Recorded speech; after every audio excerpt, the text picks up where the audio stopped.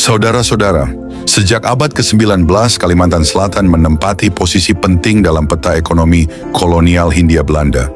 Daerah ini kaya akan sumber daya alam, terutama batu bara, rotan, dan hasil hutan yang menarik perhatian pengusaha Eropa.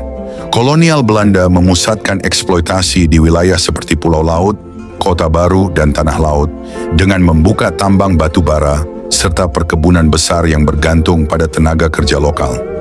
Sistem kerja yang diterapkan bersifat eksploitatif. Buruh kebanyakan orang Banjar dan pendatang dari daerah tetangga seperti Madura bekerja dalam kondisi keras dengan upah rendah dan pengawasan ketat. Kesenjangan ekonomi antara pemilik modal Eropa dan pekerja lokal menimbulkan rasa ketidakadilan sosial. Di tengah tekanan ekonomi dan minimnya akses pendidikan, muncul kesadaran baru bahwa kemiskinan rakyat bukan sekadar nasib, melainkan akibat dari sistem yang tidak adil. Selain itu, sistem administrasi kolonial membagi wilayah Kalimantan Selatan ke dalam beberapa afdeling, kabupaten kolonial, yang dikepalai oleh pejabat Belanda atau bangsawan lokal yang loyal kepada pemerintah Hindia Belanda. Struktur ini memperkuat stratifikasi sosial. Lapisan atas diisi oleh pejabat dan pedagang kaya, sedangkan rakyat biasa menjadi buruh, petani kecil, atau pekerja tambang. Berbeda dengan pusat-pusat kolonial lain seperti Jawa atau Sumatera Timur, masyarakat Banjar memiliki fondasi sosial kuat yang berpijak pada ajaran Islam. Masjid dan pesantren berfungsi bukan hanya sebagai lembaga keagamaan, tetapi juga pusat pendidikan, tempat berkumpul, dan sumber otoritas moral. Para ulama dan guru agama memainkan peran sentral dalam menjaga solidaritas sosial, sekaligus menanamkan nilai-nilai perlawanan terhadap ketidakadilan. Ketika kebijakan kolonial mulai menekan kehidupan ekonomi rakyat, para ulama sering menjadi corong aspirasi masyarakat. Dalam banyak kasus mereka berperan sebagai mediator antara pemerintah kolonial dan rakyat yang tertekan, namun juga menjadi penggerak perlawanan ketika ketimpangan semakin parah. Tradisi ini kelak menjelaskan mengapa gagasan komunisme sulit diterima luas di masyarakat Banjar yang religius, karena bertentangan dengan nilai-nilai Islam yang telah mengakar. Menjelang abad ke-20, arus globalisasi ideologi mulai menjangkau Kalimantan melalui pelaut, pedagang, dan buruh migran. Surat kabar dari Jawa yang memuat wacana sosialisme dan anti-kolonialisme sampai ke pelabuhan Banjarmasin menjadi bacaan kalangan terdidik. Di lingkungan buruh tambang Pulau Laut dan pekerja pelabuhan, gagasan tentang kesetaraan mulai diperbincangkan.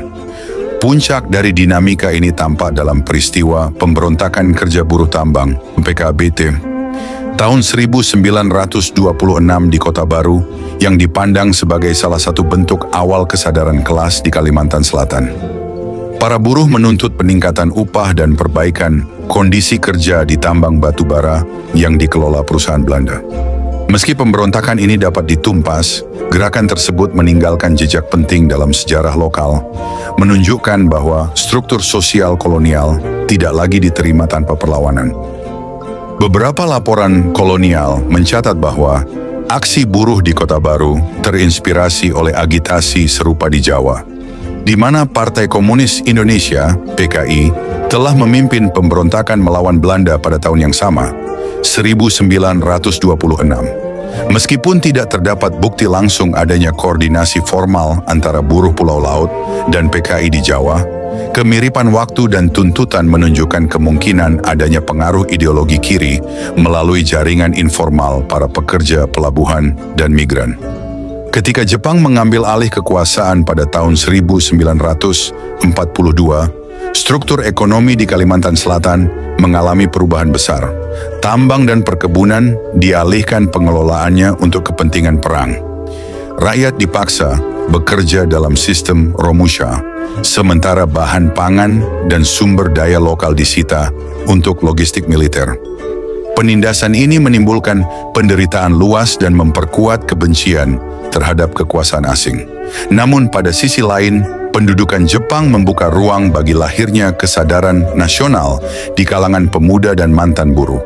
Jepang membentuk organisasi semi-militer seperti Keibodan dan Heiho yang melatih disiplin dan manajemen perang bagi rakyat lokal. Dari sinilah muncul kader-kader muda yang kemudian berperan penting dalam revolusi kemerdekaan, termasuk beberapa yang kelak terlibat dalam politik kiri setelah 1945. Kombinasi antara ketidakadilan ekonomi kolonial, peran ulama dalam menjaga solidaritas sosial, dan pengalaman eksploitasi di bawah Jepang membentuk karakter unik masyarakat Kalimantan Selatan. Religius, egaliter, namun peka terhadap ketimpangan. Dari akar sosial inilah muncul dua kecenderungan berbeda pasca kemerdekaan. Pertama, nasionalisme religius yang dipimpin ulama dan tokoh adat. Kedua, radikalisme sosial yang tumbuh di kalangan buruh dan petani miskin. Kedua arus ini semula dapat berjalan berdampingan karena sama-sama menolak penindasan kolonial. Namun setelah Indonesia merdeka dan dinamika politik semakin kompleks, perbedaan ideologis antara Islam dan komunisme mulai menciptakan gesekan yang tajam di tingkat lokal. Bibit ketegangan inilah yang kelak berkembang menjadi konflik politik terbuka pada tahun 1950-an dan 1960-an. Pasca proklamasi kemerdekaan Indonesia tahun 1945, dinamika politik di Kalimantan Selatan tidak kalah hangat dibanding daerah-daerah lain di Nusantara. Meskipun wilayah ini relatif jauh dari pusat kekuasaan di Jawa, semangat nasionalisme dan gairah politik rakyat Banjar, serta suku-suku di pedalaman Kalimantan, segera bangkit. Dalam konteks ini, Partai Komunis Indonesia, PKI, mulai menemukan ruang gerak, terutama melalui simpatisan dan tokoh-tokoh buruh, serta petani yang terinspirasi oleh ide-ide keadilan sosial dan anti-kolonialisme. Awalnya keberadaan PKI di Kalimantan Selatan tidak berbentuk struktur partai formal seperti di Jawa Tengah atau Jawa Timur. Ia hadir melalui jaringan informal para aktivis yang pernah berhubungan dengan gerakan kiri di Jawa. Beberapa di antaranya adalah mantan pelajar dan buruh yang sempat berinteraksi dengan organisasi sayap kiri seperti SOPSI, Sentral Organisasi Buruh Seluruh Indonesia, dan BTI Barisan Tani Indonesia. Jaringan ini berkembang pelan tapi pasti di kota-kota strategis seperti Banjarmasin, Martapura, dan Barabai. Kehadiran PKI di Kalimantan Selatan juga tidak lepas dari kondisi sosial ekonomi masyarakat.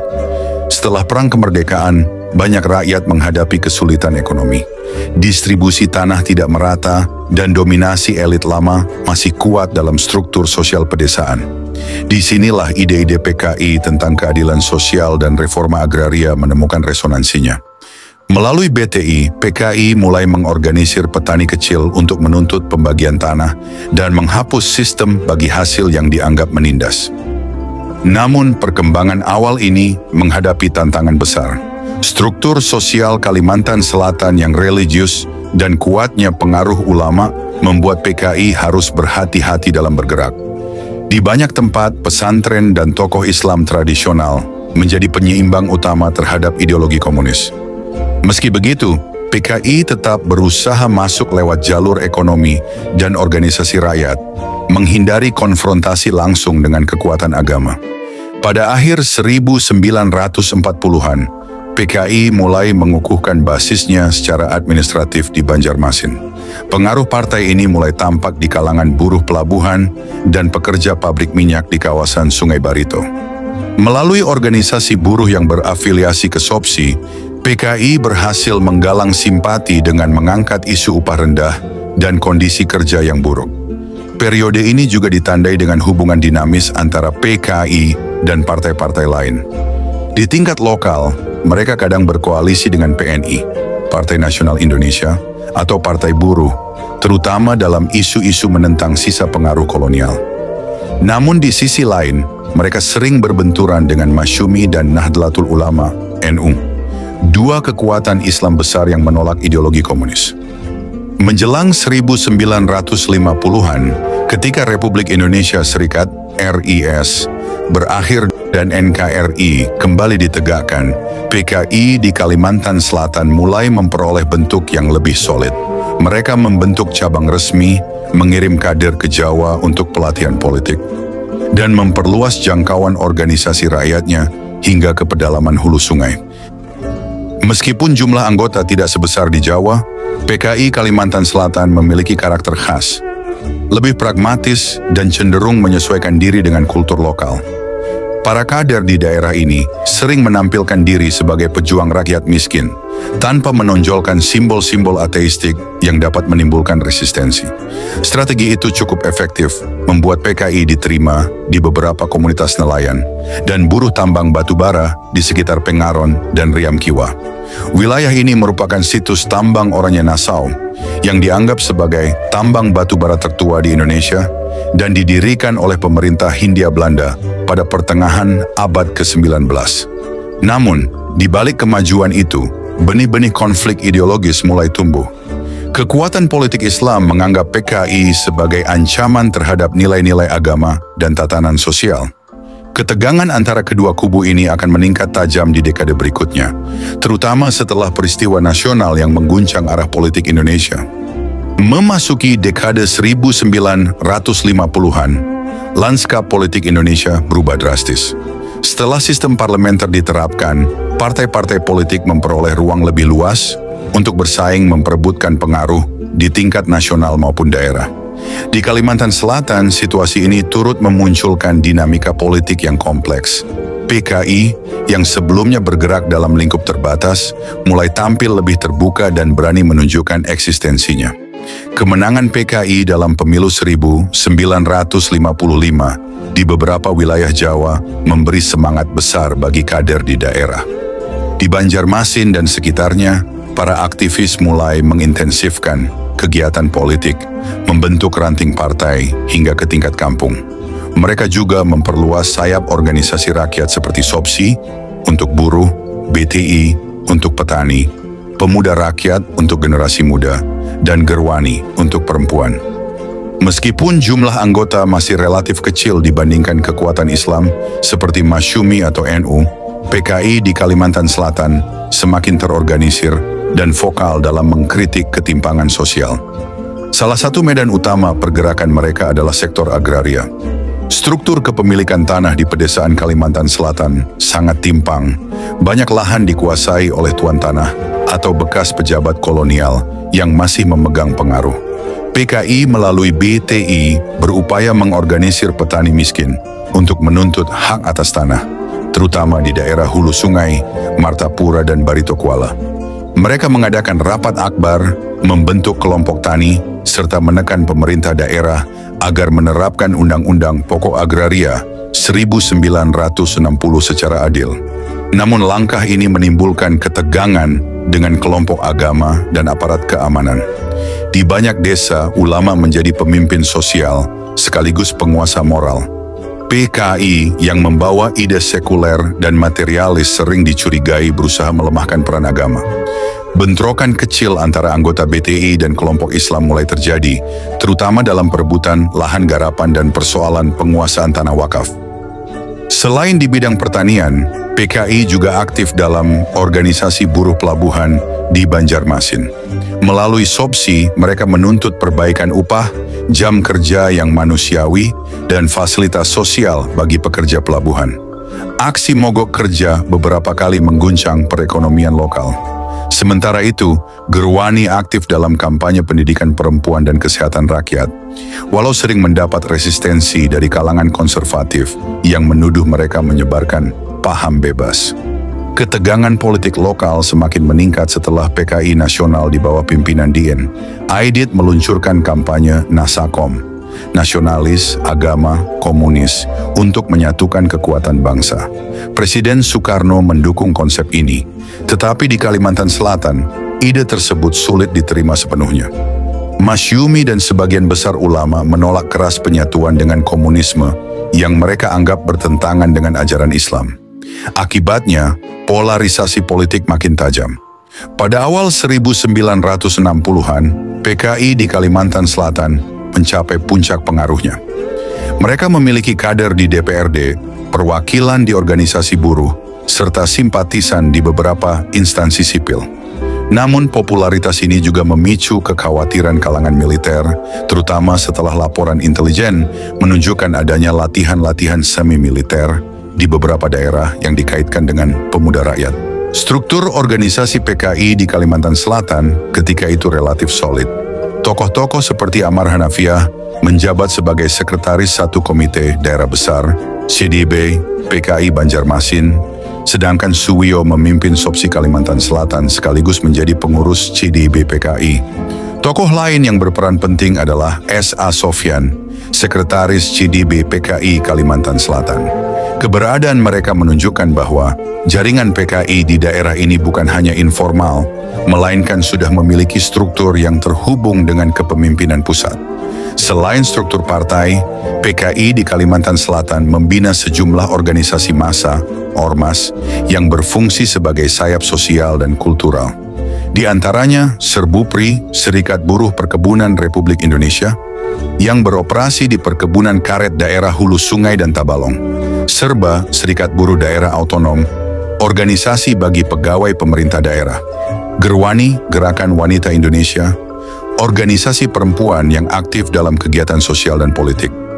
Lekra, Lembaga Kebudayaan Rakyat, wadah para seniman dan budayawan berhaluan kiri, serta berbagai organisasi tani dan pemuda yang menjadi instrumen penyebaran ideologi partai. Situasi ini mencapai titik genting setelah peristiwa Gerakan 30 September 1965, G30S di Jakarta. Meski peristiwa itu berpusat di Jawa, dampaknya segera terasa di seluruh Indonesia, termasuk Kalimantan Selatan. Berita mengenai pembunuhan para jenderal membuat suasana menjadi sangat tegang. Militer setempat, dibantu oleh ormas-ormas Islam, segera melakukan penangkapan besar-besaran terhadap orang-orang yang diduga terlibat PKI atau simpatisan. Di Banjarmasin, Barabai, dan Amuntai, operasi penumpasan berlangsung dengan cepat. Banyak anggota BTI, Sopsi, dan Gerwani yang sebelumnya aktif, tiba-tiba menghilang atau melarikan diri ke pedalaman.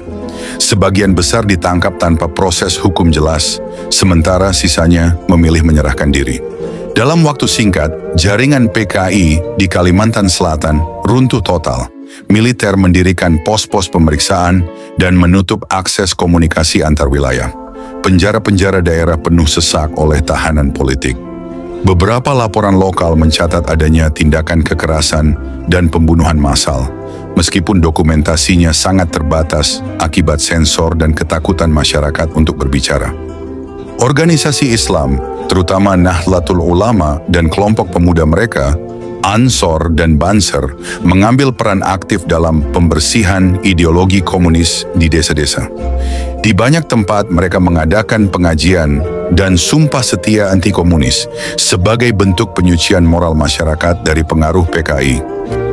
Salah satu insiden yang memperburuk citra PKI di mata publik terjadi di Kabupaten Hulu Sungai Utara, HSU, khususnya di Amuntai dan Tabalong pada tahun yang sama. Kala itu, cabang Serbupri, Serikat Buruh Perkebunan Republik Indonesia, di Tanjung mengorganisir aksi protes terhadap perusahaan karet Hayub dan Tabalong Kiwa, perusahaan milik modal Inggris sejak masa sebelum Perang Dunia II. Aksi ini semula menuntut kenaikan upah buruh, tetapi kemudian berkembang menjadi kekerasan. Ketika pihak kepolisian berusaha menenangkan situasi, PKI menuduh kepolisian Tanjung telah menyiksa salah satu pengurus Serbupri, A. Talib, hingga menderita gegar otak. Fitnah tersebut semakin memanaskan hubungan antara aparat dan simpatisan PKI di daerah itu.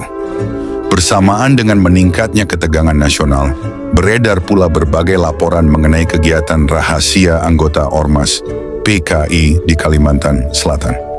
Dalam sebuah laporan lokal, salah satu kasus yang paling dikenal adalah insiden percobaan peracunan di Amuntai pada saat penutupan Pekan Pemuda se-Kalimantan Selatan tahun 1965.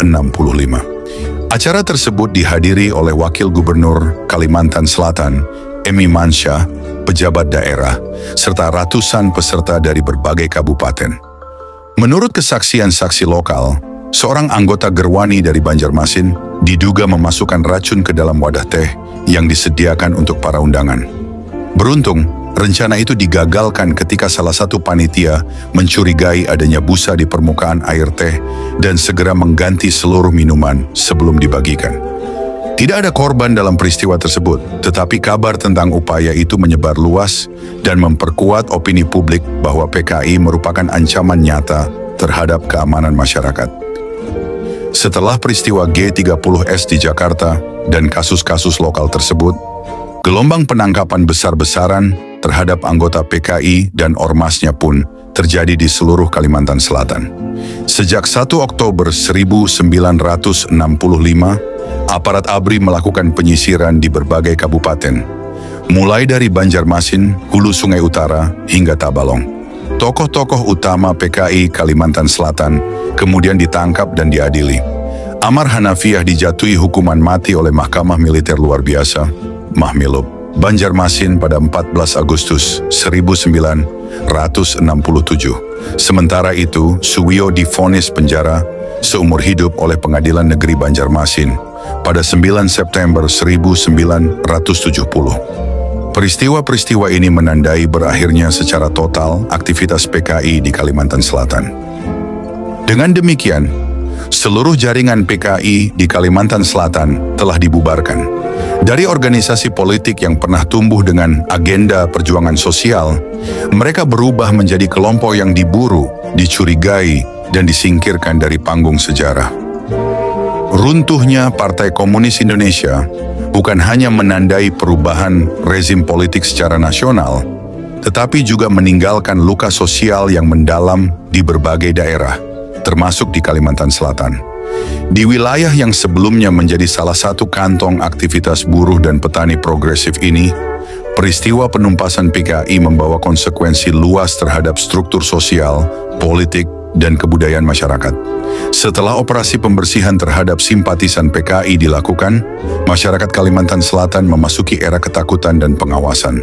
Aparat militer bersama lembaga pemerintahan daerah menjalankan kebijakan penertiban ideologi dengan menyingkirkan siapapun yang dianggap berhubungan dengan komunisme, baik secara langsung maupun tidak. Banyak individu yang sebenarnya tidak terlibat aktif dalam organisasi PKI ikut menjadi korban hanya karena memiliki hubungan keluarga, pernah menjadi anggota organisasi sayap seperti BTI, SOPSI, atau Gerwani, atau sekadar dikenal simpatik terhadap gagasan sosialisme. Pada dekade 1970-an, muncul upaya sistematis dari pemerintah pusat melalui Orde Baru untuk menanamkan versi resmi sejarah peristiwa 1965. Di Kalimantan Selatan, seperti di daerah lain, sekolah-sekolah diwajibkan menayangkan film pengkhianatan G30S PKI setiap tahun. Tayangan ini memperkuat citra bahwa PKI adalah pengkhianat bangsa dan musuh agama. Bagi generasi muda Banjar yang lahir setelah 1965, pengetahuan tentang PKI terbentuk sepenuhnya dari narasi tunggal negara. Namun di balik narasi resmi itu, kehidupan masyarakat menyimpan lapisan lain. Trauma dan kebisuan. Banyak keluarga korban memilih bungkam demi keselamatan. Cerita tentang penangkapan, penyiksaan, atau penghilangan anggota keluarga tidak diceritakan secara terbuka. Ingatan kolektif tentang masa-masa itu disembunyikan dalam percakapan kecil di dapur atau dalam bisikan antara anggota keluarga yang saling memperingatkan untuk tidak membicarakan politik. Meski demikian, dampak ideologis dari penumpasan PKI justru memperkuat peran agama dalam kehidupan sosial masyarakat Kalimantan Selatan. Masjid dan pesantren tumbuh pesat pada masa Orde Baru, seringkali dengan dukungan pemerintah daerah dan militer. Penguatan identitas keagamaan ini menjadi strategi efektif untuk menegaskan jarak moral antara masyarakat dengan masa lalu yang diasosiasikan dengan komunisme. Agama, terutama Islam, diposisikan sebagai benteng ideologis terhadap segala bentuk pemikiran yang dianggap kiri atau anti Tuhan. Hingga era reformasi setelah 1998, isu PKI tetap menjadi topik sensitif. Di Kalimantan Selatan, meskipun suasana politik lebih terbuka, stigma sosial terhadap keluarga ex-PKI belum sepenuhnya hilang. Banyak keturunan mereka masih memilih diam atau menolak dikaitkan dengan sejarah itu, karena khawatir dengan pandangan masyarakat. Namun di sisi lain, muncul generasi muda yang mulai mempertanyakan narasi tunggal sejarah. Mereka berusaha memahami bahwa tragedi 1965 bukan sekadar pertarungan antara komunis dan agama, tetapi sebuah episode kelam dalam sejarah manusia yang melibatkan ketakutan, manipulasi politik, dan kekerasan negara terhadap warganya sendiri. Dengan demikian, dampak sosial dan kultural pasca 1965 di Kalimantan Selatan tidak hanya berupa hilangnya sebuah gerakan politik, tetapi juga hilangnya memori kolektif tentang perjuangan sosial rakyat di masa lalu. Ketakutan yang diwariskan dari generasi ke generasi menciptakan jarak panjang antara masyarakat dengan sejarahnya sendiri. Sebuah luka yang baru mulai disembuhkan melalui keberanian untuk mengingat. Kini, setelah lebih dari setengah abad berlalu, masyarakat Kalimantan Selatan memiliki kesempatan untuk menatap sejarahnya dengan lebih jernih. Bukan untuk mengungkit luka lama, tetapi untuk memahami bagaimana masa lalu membentuk identitas masa kini.